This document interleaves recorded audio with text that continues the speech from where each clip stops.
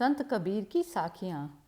मान सरोवर सुभर जल, हंसा केली कराय। मुक्ता फल मुक्ता चुगई, अब उड़ी अनत न जाय। कबीर दास जी ने अपने इस दोहे में हमें यह बताया है कि मुक्ति का मार्ग हमें केवल प्रभु भक्ति में ही मिल सकता है और उसी से हमें परम आनंद की प्राप्ति होगी। इसी कारण से उन्होंने दोहे में हंसों का उदाहरण प्रस्तुत किया है, जो मानसरोवर के जल में क्रीड़ा करते हुए मोती चुग रहे हैं।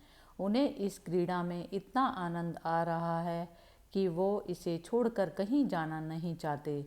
ठीक इसी प्रकार अगर मनुष्य भी खुद को ईश्वर की भक्ति में लीन कर लेगा और परम मोक्ष का आनंद प्राप्त कर लेगा, तो फिर उसका ध्यान कहीं और नहीं भटकेगा। उसे प्रभु की भक्ति में मिलने वाला आनंद और कहीं नहीं मिलेगा। फिर वह प्रभु की भक्ति में ही मग्न रहेगा और इस मार्ग को छोड़कर कहीं और नहीं जाएगा। प्रेमी ढूंढत मैं फिरऊं, प्रेमी मिले न कोई।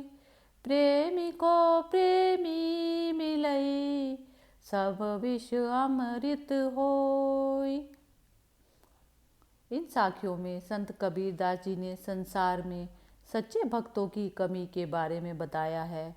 जो व्यक्ति प्रभु की सच्ची भक्ति करता है, वह कभी भी दूसरे मनुष्य को उसकी जात, धर्म या काम के लिए नीचा नहीं समझता। वह सभी मनुष्यों को समान भावना से देखेगा और हर मनुष्य से एक समान प्रेम करेगा। कबीर जी ने जब दो सच्चे प्रभु भक्त आपस में मिलते हैं तो उनके बीच कोई भेदभाव, ऊंच नीच, क्लेश इत्यादि बुरी भावनाएं नहीं होती। जब दो सच्चे भक्त एक दूसरे से मिलते हैं तो नीची जात, दूसरे धर्म का व्यक्ति या अछूत व्यक्ति भी प्रेम का पात्र बन जाता है। इसी तरह पाप भी पुण्य में परिवर्तित हो जाता है। लेकिन आज की दुनिया में दो सच्चे भक्तों का मिलना बहुत ही दुर्लभ है। हस्ती चढ़िए ज्ञान कऊ, सहज दुली चाडार। स्वान रूप संसार है, भूकन ते जख मारी। कबीर दास जी ने इन पंक्तियों में हमें संसार के द्वारा की जाने वाली निंदा की परवाह किए बिना ज्ञान के मार्ग पर चलने का संदेश दिया है। जब हाथी चलते हुए किसी गली मोहल्ले से गुजरता है तो गली के कुत्ते व्यर्थ ही भौंकना शुरू कर देते हैं। असल में उनके भौंकने से कुछ बदलता नहीं और हाथी उनके भौंकने की परवाह किए बिना स्वाभाविक रूप से सीधे अपने मार्ग में चलता रहता है। हमें भी अपने ज्ञान रूपी हाथी पर सवार होकर इस समाज की निंदा की परवाह किए बिना निरंतर भक्ति के मार्ग पर चलते रहना चाहिए। कबीर जी के अनुसार जब भी आप कोई ऐसा काम करेंगे जो साधारण मनुष्य के लिए कठिन हो या फिर सबसे अलग हो, तो आपके आस पड़ोस या समाज के लोग आपको ऐसी बातें कहेंगे जिनसे आपका मनोबल कमज़ोर हो जाएगा। इसलिए कवि चाहते हैं कि हम इन बातों को अनसुना करके अपना मनोबल ऊंचा करके अपने कर्म पर ध्यान दें। पखा पखी के कारनै, सब जग रहा भुलान।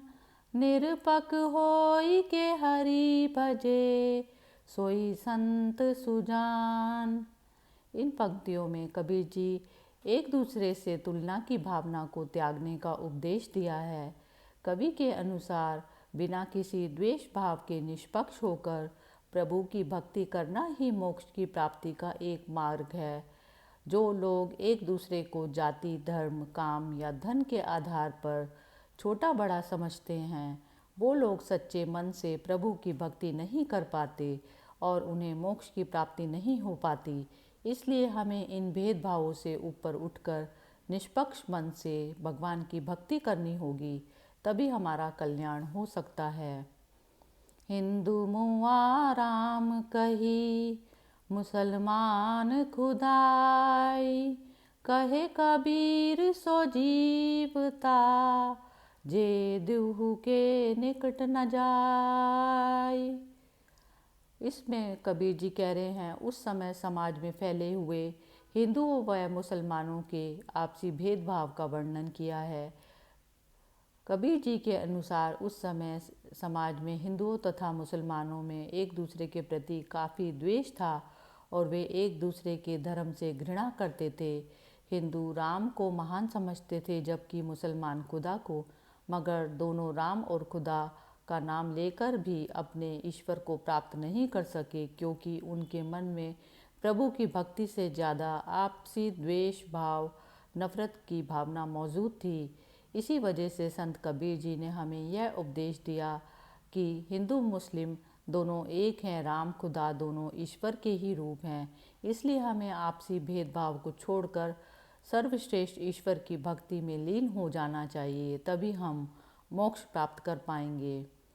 काबा फिरी काशी भया, राम ही भया रही, मोट चून मैदा भया, बैठी कबीरा जी।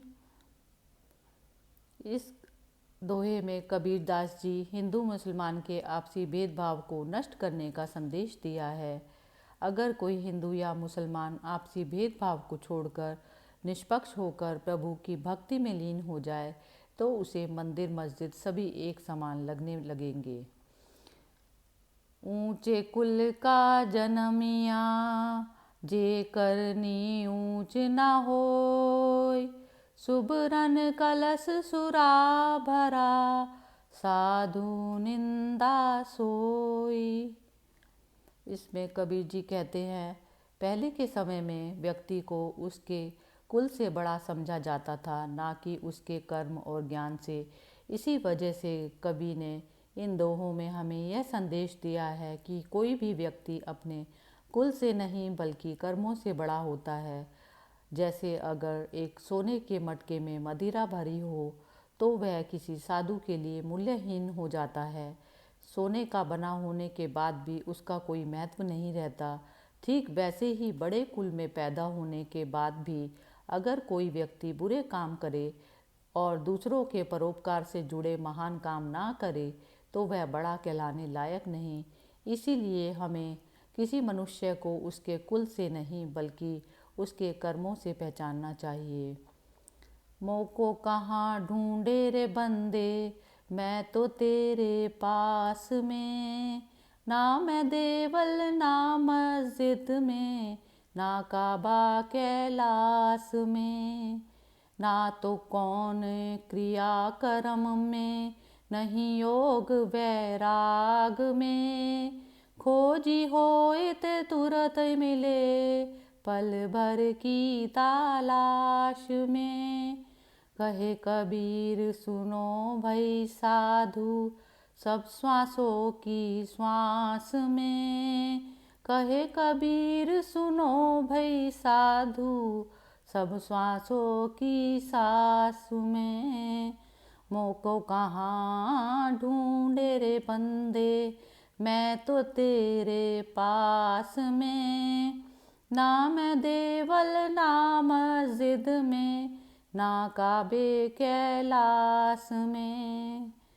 इसमें कबीर जी कह रहे हैं मनुष्य को यह संदेश दिया है कि ईश्वर तो सर्वव्यापी है, भगवान हर जगह मौजूद है। हम उन्हें मंदिर मस्जिद और तमाम तीर्थों व धामों में ढूंढते रहते हैं, लेकिन असल में वह हर वक्त हमारे पास ही रहते हैं। कबीर जी ने बताया है कि ईश्वर को पाने के लिए सैकड़ों क्रियाकर्म और कठिन योग साधना करनी ज़रूरी नहीं है। अगर कोई भक्त उन्हें सच्ची श्रद्धा और विश्वास के साथ याद रखेगा तो वो उसे एक पल में ही मिल जाएंगे। कबीर जी ने इन पंक्तियों में ईश्वर मनुष्य से कहते हैं कि हे मनुष्य, तुम मुझे बाहर मंदिर मस्जिदों में कहाँ ढूंढते फिर रहे हो, मैं तो तुम्हारे पास ही हूँ। अगर तुम्हारे मन में मेरी प्रति सच्ची श्रद्धा और विश्वास है तो मैं हर वक्त तुम्हारे पास मौजूद हूँ और तुम मुझे हर प्राणी की सांसों में महसूस करोगे। लेकिन अगर तुम्हारे मन में सच्चाई और आस्था नहीं है तो फिर मैं तुम्हें मंदिर मस्जिद और काबा कैलाश जैसी पवित्र जगहों पर भी नहीं मिल पाऊंगा। अगर मुझे पाना है तो खुद के अंतर्मन में झांक कर देखो, मैं तुम्हें वहीं मिलूंगा।